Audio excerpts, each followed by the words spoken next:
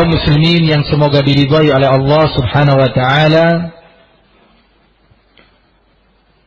Karenanya tema atau tajuk majlis kita di pagi hari ini sebagaimana sudah insyaallah diumumkan oleh panitia, yaitu dengan ilmu dan amal saleh kita jaga keutuhan bangsa dan negara kita. Topik ini sebenarnya sangat luas. Di samping dia tentunya sangat penting, kita merasa terpanggil sebagai bagian daripada kaum muslimin di negeri ini untuk membahas bersama-sama tentang kondisi yang menimpa kita. Kita semua merasa bertanggung jawab atas keadaan yang sekarang kita semua mengetahuinya, di mana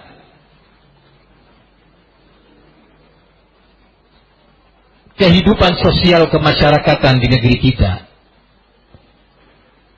dan kehidupan berbangsa dan bernegara di negeri ini, bahkan keutuhan negara kita, negara Indonesia, terancam. Keamanan semakin sulit dicari. Berbagai hal yang mengancam kehidupan, sendi-sendi kehidupan, terus bermunculan dari hari ke hari. Berbagai berita yang membuat cemas umat. Cemas karena terancam keimanannya. Cemas karena terancam keamanan kehidupan. Bahkan kehidupan berumah tangga sekalipun terancam. Keamanan itu semakin terasa sulit untuk diraih. Kebiasaan mengintimidasi, mengancam, menteror, baik teror verbal dalam bentuk ucapan ataupun dalam bentuk fisik, terus menyelimuti negeri ini. Mulai dari tingkat yang terbawah, tingkat masyarakat yang sering diistilahkan dengan grassroots, masyarakat bawah sering terjadi perkelahian, bentrok antar satu suku dengan suku yang lainnya, satu komunitas dengan komunitas lainnya, komunitas profesi tertentu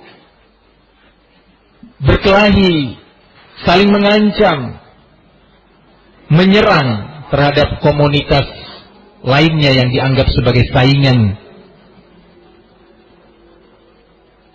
Begitu seterusnya. Para birokrat, para politikus, satu sama lain juga demikian. Tentu ini menjadi tanggung jawab bersama. Bukan saatnya kita mencari atau menciptakan kambing hitam untuk dijadikan bidikan kesalahan. Tapi ini menjadi tanggung jawab kita semua. Ya, sekarang ini negeri Indonesia hanya menunggu satu hal, yaitu pertolongan Allah Subhanahu wa ta'ala. Negeri ini yang kita terus mendengar ancaman separatisme, ancaman berbagai pihak yang ingin melepaskan diri dari negara kesatuan Indonesia ini, terus bermunculan intervensi asing dalam berbagai bidang, terus mewarnai negeri ini. Tentu semua itu bukan tanpa sebab. Apa yang kita saksikan, kita dengar, bahkan kita rasakan pada sebagiannya, bukan terjadi tanpa sebab. Kaum muslimin yang semoga diridhai oleh Allah Subhanahu wa ta'ala,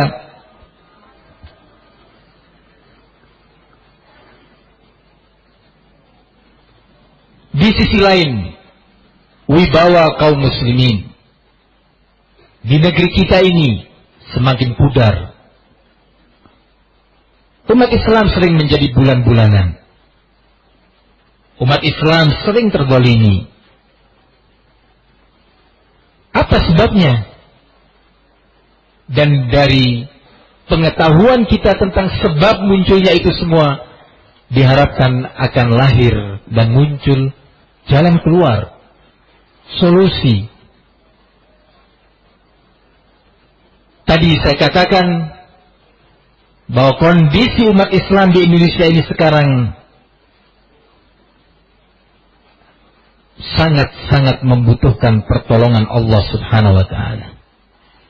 Rabbul Alamin sudah tidak lagi memberikan jalan keluar dan solusi logika manusia. Berbagai cara telah didiskusikan dan sudah dipraktekkan, namun hasilnya nihil.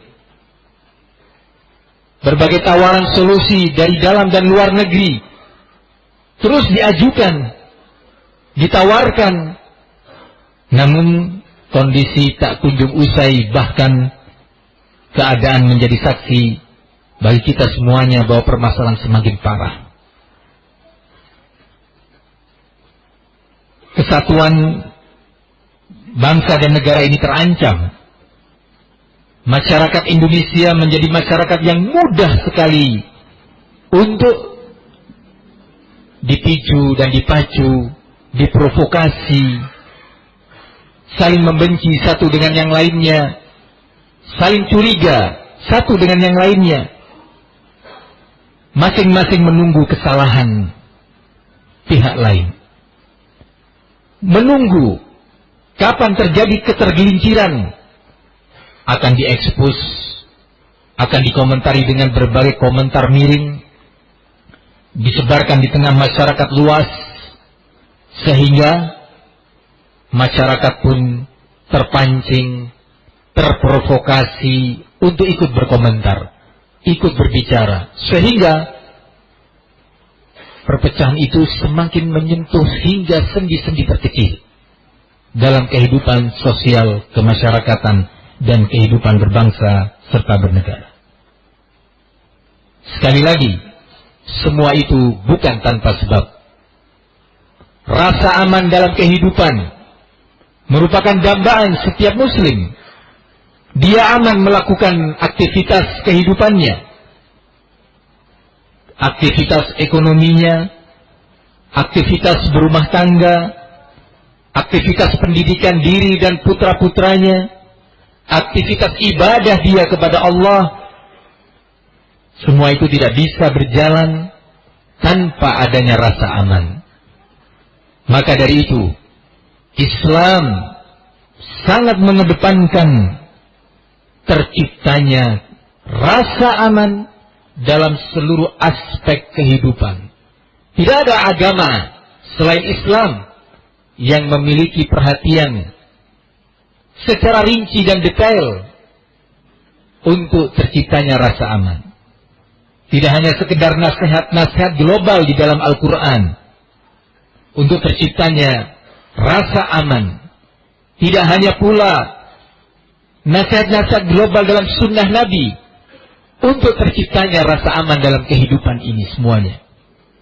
Tapi Al-Quran dan juga sunnah melengkapi nasihat-nasihat tersebut dengan jalan keluar dan cara menciptakan keamanan tersebut. Ketika Allah menyatakan di dalam Al-Quran, Al-yawma akmaltu lakum dinakum, pada hari ini telah aku sempurnakan bagi kalian agama kalian. Memang Islam telah sempurna, rinci, menyentuh segala aspek kehidupan. Karenanya, seorang yang peduli terhadap nasib dirinya, nasib masyarakatnya, nasib negaranya, dia akan mempelajari sebab-sebab tersebut. Secara global Allah menyatakan di dalam Al-Quran, Zaharul fasadu fil barri wal bahr bima kasabat aydin nas. Fabima kasabat aydin nas. Telah nampak kerusakan di daratan dan di lautan. Tidak lain disebabkan oleh dosa-dosa manusia. Liyudhiqahum ba'dal ladzi 'amilu la'allahum yarji'un. Tujuannya adalah agar Allah memberi pelajaran kepada orang-orang yang berbuat kerusakan, berbuat dosa, untuk kemudian mereka mau bertobat, berbenah diri, sehingga kerusakan yang telah terjadi secara perlahan ataupun cepat akan hilang dan digantikan dengan kenyamanan hidup.